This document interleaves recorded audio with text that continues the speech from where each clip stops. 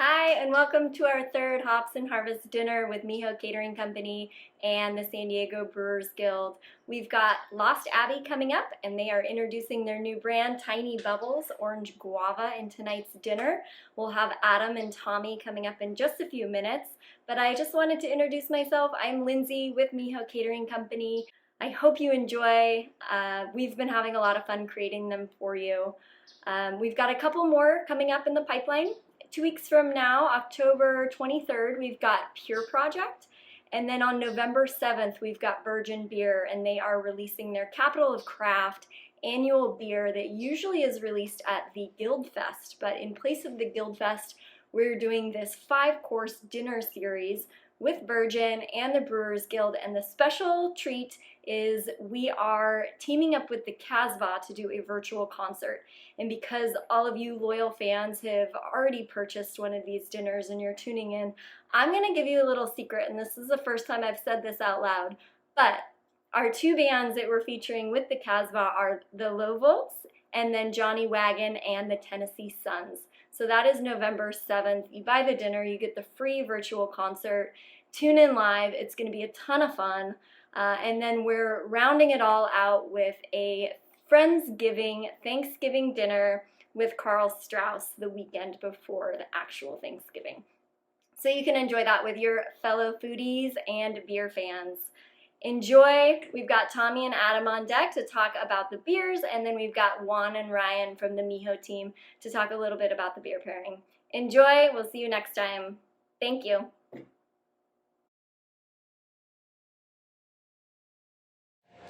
All right, hi fans of Miho and Lost Abbey. This is our Hops and Harvest dinner. I'm Adam, this is Tomme Arthur from Lost Abbey. We're going to walk you through some beers today that you guys are all going to enjoy. Tommy, tell us a little about Lost Abbey real quick. So I think first we should say thank you to all the people at home that are watching this, because cool to be part of this. So thanks to the Brewers Guild and Miho for providing some awesome food. We're the Lost Abbey, Port Brewing, Hop Concept, and these days Tiny Bubbles. 4 brands under one roof. This is the original Stone Brewery building. We're currently sitting in what is kind of our warehouse and barrel hall. And for the last 14 and a half years, we've been known for making awesome, wildly fantastic beers. So hopefully you'll get a chance to sample some of them as part of this dinner, and you'll enjoy them like we do. Yeah, so we're going to start off with Tiny Bubbles Orange Guava. So we launched this brand this year. Yep, perfect year to launch a brand. Yeah, absolutely. It's been great. Give me a little flavor profile of Tiny Bubbles in general and then what the Orange Guava adds. So Tiny Bubbles is a Goza-style beer, a basic German sour. It's a live sour, probiotics. So it's got live cultures in it. It's going to make you feel fantastic. We have a base beer, which is called Brut. And then off of that base beer, we have a couple of different riffs that we produce. One is Orange Guava, known to those of us at the brewery as OG.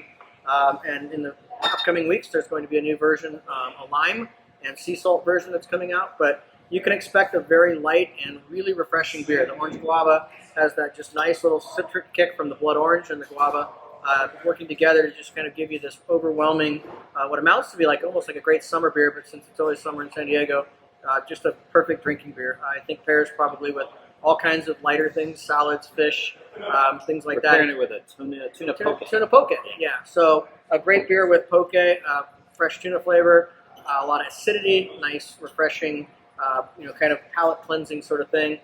Just one of those beers that's a great way to open up your dinner. All right, now we're going to go on to opening up my dinner. Carnival, which is our Brett Saison. This guy. Yep. So we've been making Carnival for over 10 years now. It's actually one of our spring seasonals. That being said, as the year progresses and the beer evolves in the bottle, it brightens up quite a bit and tends to become a much more interesting beer about this time of year. And for that reason, we've historically sent this beer to the Great American Beer Festival each fall or every other fall, and really just one of the best, most award-winning beers that we've produced at the brewery over the last few years. The wild yeast adds this crazy kind of funkiness. It's almost like tropical fruit as well. So love this beer. It's super. It just has that drying quality to it. Yeah. This goes with lamb carpaccio. Yep. I don't know if I've ever had lamb carpaccio. I wonder if it's... So lamb's a little bit denser, right? A little more fatty than other meats. So again, this is going to be one of those beers that should give you a little bit of a lift. A lot of the highly carbonic, bubbles and sort of just the sheer flavor will hopefully complement the meat, but at the same time also give you a contrasting sense of kind of making some of that fat go away and just kind of give you a chance to really have a bright sort of flavor with each bite. Pouring this fast. You are, man. We're on a rapid fire today. This is how you get there. Yeah. Please don't do this at your beer dinner. You'll probably forget dessert, and it won't be very much fun. These beers are meant to be savored, right? Yeah. That's the whole point. Like, every bite have a sip, every bite have a sip. Think about it. A lot of Lost Abbey beers are very, you contemplate when you're drinking. It's a contemplated brand for sure. Right. So this is Judgment Day. This is our Belgian quad. This is going with the Braised Beef, which I'm really stoked on because I love Judgment Day. It's just it's such a great food. It's a great beer for them. It is. It's really pretty. I don't know if you guys can. You really can't tell from here because it's so dark in here, but just a fantastic dark color, really deep garnet colored beer. Boatload of raisins in this. We actually use raisins in the brewing process. The yeast notes are typically a little bit of banana, some clovey spice, and a long, thick finish. Dense beer. It should handle meat no problem. It's got a sugar back to it, or sugar sort of edge, so the sugar notes will easily pair with the rich meat and kind of give you a real nice sense of just overwhelming round dinner kind of things. It's on its own, a JD is a great beer. Just pairing wise, it is actually one of the easier beers to pair things with, I think. So, I would bring a bottle of. This, huh? You should. It's amazing. When I started, I would bring JD home like every day, and then wonder why I was drinking a 10% Belgian quad every day. But it was damn good. We should point out Judgment Day is one of our year-round beers, easily found on most better sort of bottle shop shelves and things.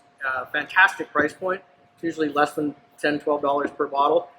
Not easy to find beers from Belgium or Europe these days in that format that are less than $15, $18. So one of those things that if you do see it out there, it's you're keeping it real. Our final beer is Veritas Key Lime. So we chose this beer with the chef mainly because we wanted to bring something barrel-aged into the mix.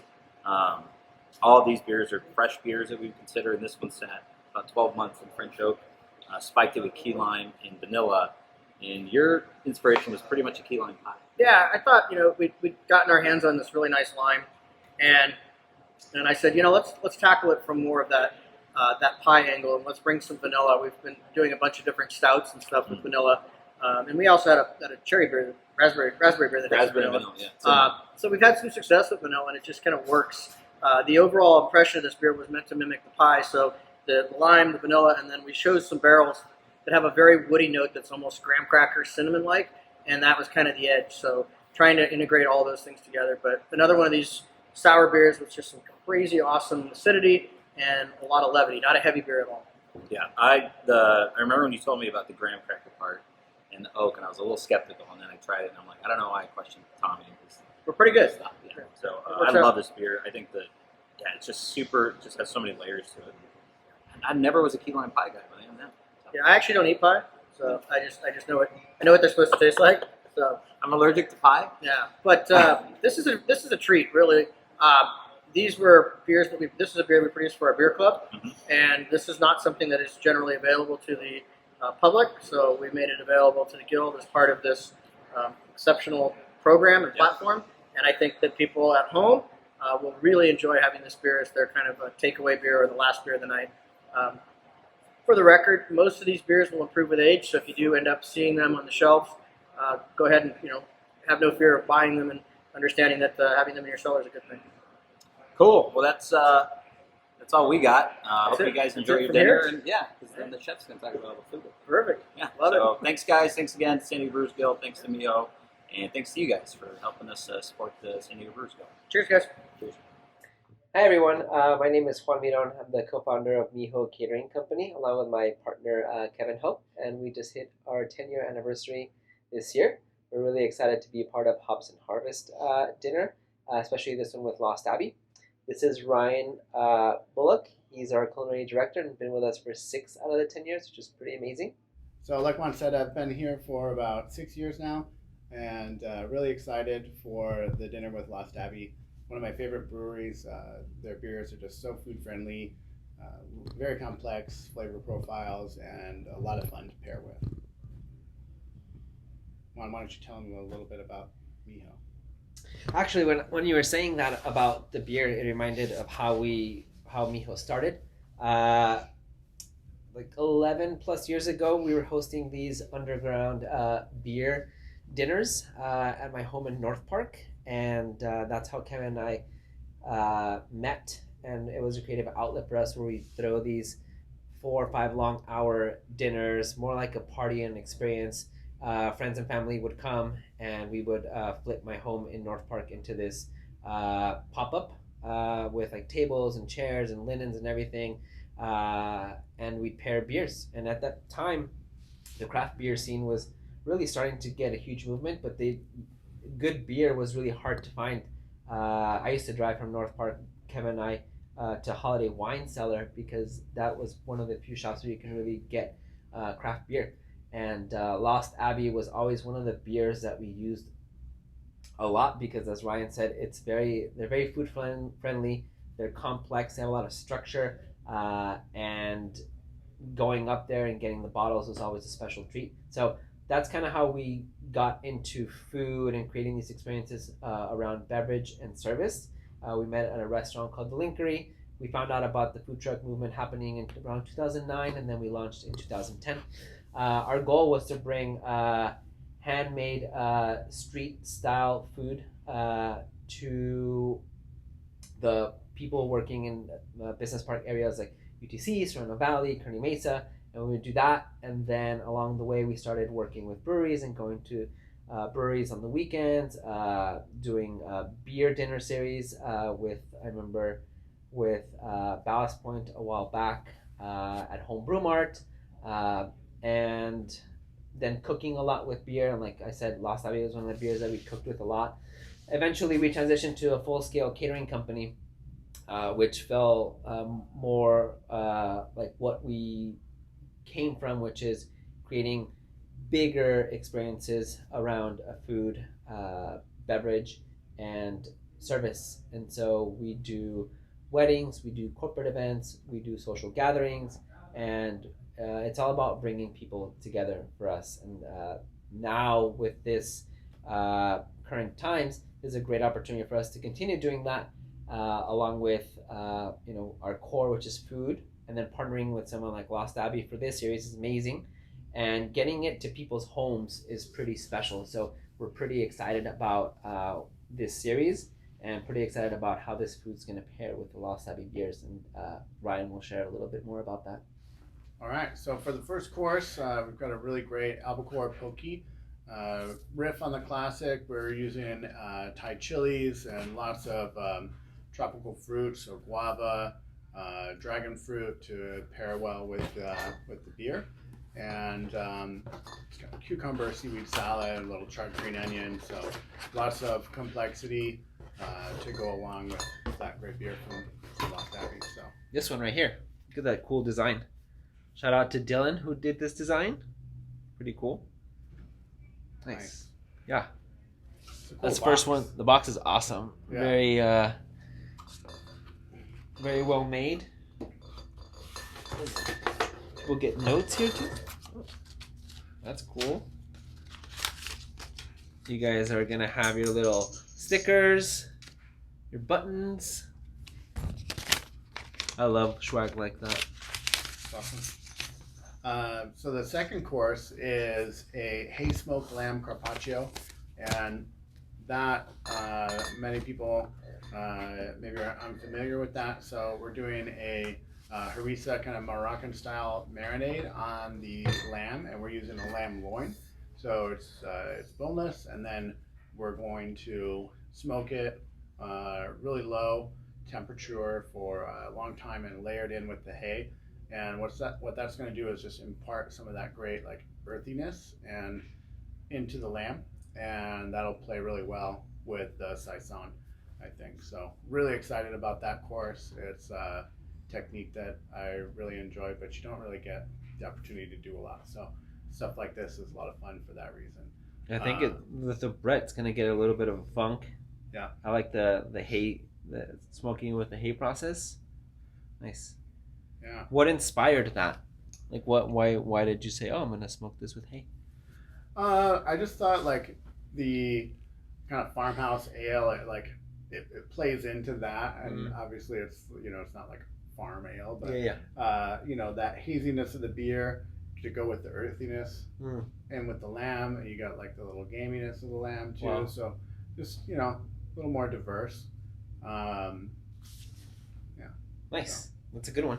The third course is braised beef, and we use the Judgment Day in the braise, so no wine in the braise at all. It's just all Judgment Day. We had a really great turnout actually for this one as well.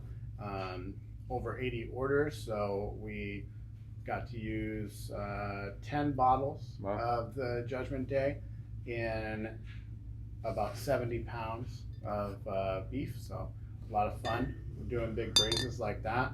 The Judgment Day is a great beer, super diverse, complex. It's got the raisins and maltiness, and so we're going with the braise with the brown sugar, some dried chilies, mustard, rich veal stock.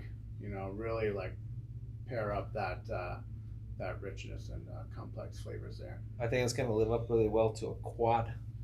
Hopefully. Yeah. There's a lot of that quad in there. Yeah. So the nice thing about when you beer braising too is you don't really cook it off at the same way that you would like a wine. Usually like wine, you're going to reduce it like almost all the way down. Yeah. And then you fold in your stocks and stuff like that. But with the beer, you don't have to cook all that alcohol completely out, because you get a lot of the great beer flavor that comes through in the braise itself too. So Nice. it's one of my favorite ways to braise. I look forward to that one. I think it's really underrated. Yeah, for sure. And then the last course, we did a Pavlova. It's one of my favorite desserts. Reminds me a lot of the marshmallows in Lucky Charms. And, as a kid, that was like one of my favorite cereals, so it's very nostalgic.